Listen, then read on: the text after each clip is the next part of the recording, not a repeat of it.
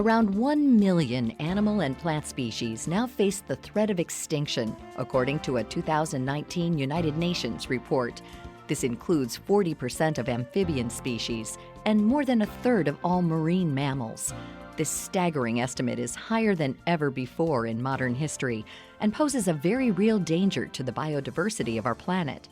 So, how can we turn this number around? Margaret O Gorman is the president of the Wildlife Habitat Council and says it starts with small steps.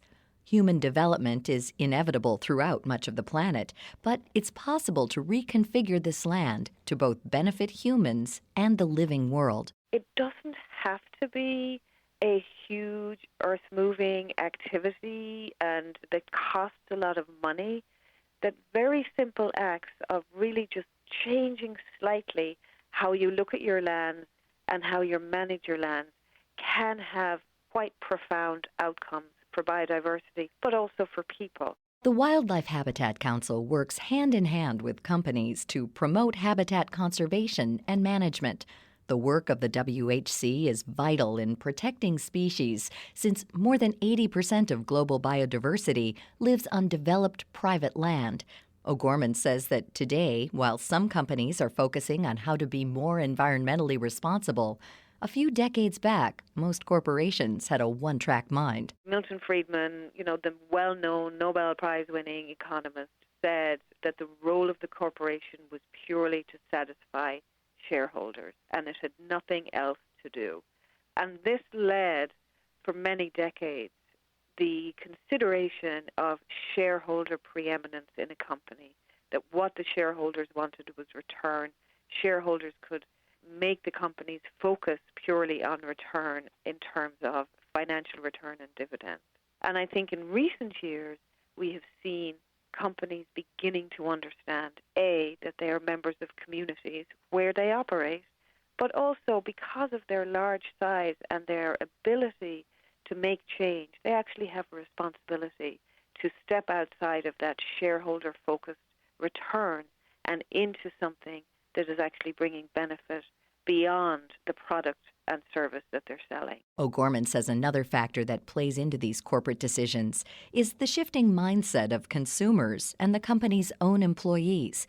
As more people grow to be more environmentally aware of humans' impact on the planet, they demand that the companies they work for or purchase from take on a similar mindset and level of transparency as well. Because the consumer has become a lot more informed, because we're now able to access this information much more easier. And as the consumer becomes more informed, especially younger consumers for whom the planet is an existential worry to them, they're looking at companies in different ways. And really, the consumer is less of a driver for many companies than actually workforce development. So finding the workforce of the future is a big challenge for many companies in this country. And when they can actually present to the younger generations that are coming into the workforce now that they are a citizen as well as a company, they see the value of that and they see that they can have competitive advantage over their peers when they do that. So how are companies shifting their practices to be more eco-friendly? One change that's a good starting point for many brands is waste reduction. O'Gorman points to the success of General Motors. Today, the company creates thousands of nesting structures for wildlife, from packing materials and boxes created during the car manufacturing process. General Motors really thought about this for many years, and they had this great guy called John Bradburn, who they called the MacGyver of General Motors, because he would just look at a piece of material and think about how he could divert that from a landfill. And one of the things that he looked at was the packaging for the batteries that went into the Volt car for General Motors. That packaging was made of a type of thermoplastic that could not be recycled or reused in a different way. So John looked at it and he figured out that it could actually make really cool bird boxes, duck boxes, and bat boxes too. So he created a blueprint of how to take these thermoplastic boxes and attach them to wood frames and install them in habitats for wood ducks and for merganser ducks, which were an endangered species in China. And actually, he installed them in General Motors facilities across the world. These small changes are impactful when it leads to millions of boxes that would end up in a landfill being diverted away to positively benefit a habitat instead. O'Gorman also points to ConocoPhillips, a multinational energy company based out of Houston that made a recent change that protects more than 600,000 acres of Louisiana wetlands. When you're investing in the wetlands, like ConocoPhillips is, you're ensuring that the storm is absorbed in the natural way that marshes are designed to do. And yes, you're protecting your pipelines and you're protecting your operations, but you're also protecting the local community from those storm surges as well. It's very well known, there's a lot of documentation to show that those natural barriers to storm surges and rising sea levels are much more effective than built barriers and hard barriers. Business is business, but it doesn't have to only benefit the corporation itself. When we think about private land ownership by the industries that are working across our planet, and we think about everything from a mine site where the initial material comes from, through to a factory site, through to an office building, and onto the roads that carry these things, every point along that value chain can be managed better for nature. And if every point was managed better for nature, we would be seeing our common species thrive, because our common species are not thriving at the moment. And we could be seeing our endangered species become restored. So to me, a lot of companies have what's called EHS functions, environmental health and safety functions. They take safety incredibly seriously. They take health incredibly seriously. They take the environment seriously in terms of meeting their water and air regulations. But to me, if they took the biodiversity, nature aspect of the environment as seriously as they do the other three aspects, we would be in a much better place today, because it's not expensive. It's not complicated.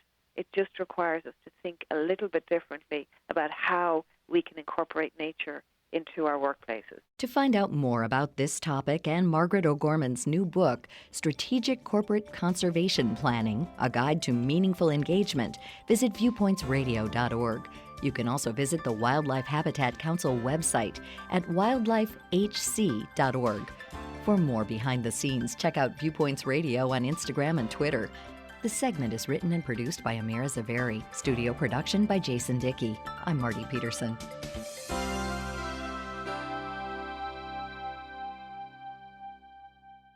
Viewpoints returns in just a moment.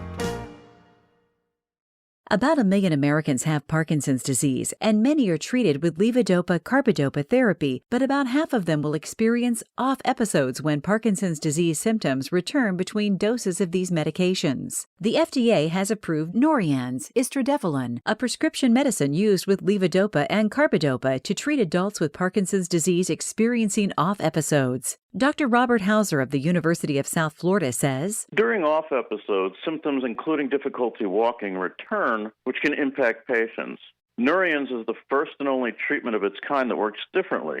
In clinical trials, Norian's significantly decreased the amount of off time the patients experienced and increased the amount of time patients had good symptom control between doses. Norian's may cause serious side effects, including uncontrolled sudden movements, dyskinesia, hallucinations, and other symptoms of psychosis, as well as compulsive behaviors and an inability to control them. The more common side effects of Norian's include uncontrolled movements, dyskinesia, dizziness, constipation, nausea, hallucinations, and problems sleeping, insomnia. If you or your family notice that you are developing any new or unusual symptoms or behaviors, talk to your healthcare provider. These are not all the possible side effects of Norian's. Call your doctor for medical advice about side effects. You may report side effects to FDA at 1-800-FDA-1088. Before you take Norian's, tell your healthcare provider about all your medical conditions, including if you have a history of dyskinesia, have reduced liver function, and smoke cigarettes or use other tobacco products. Tell your healthcare provider about all the medicines you take, including prescription and over-the-counter medicines, vitamins, and herbal supplements. Norian's may affect the way other medicines work, and other medicines may affect how Norian's works. To get more information about Norian's, consumers can call 1-800-NOURIANZ or go to www.norians.com.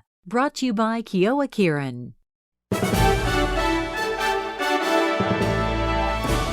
That's Viewpoints for this week. Viewpoints is a production of MediaTrax Communications. Follow us on Twitter, Facebook, and Instagram to learn more about upcoming shows. And find a library of past programs on Apple Podcasts, Google Play, and Spotify. Plus, you'll always find previous segments and more information about our guests at viewpointsradio.org. Join us again next week for another edition of Viewpoints.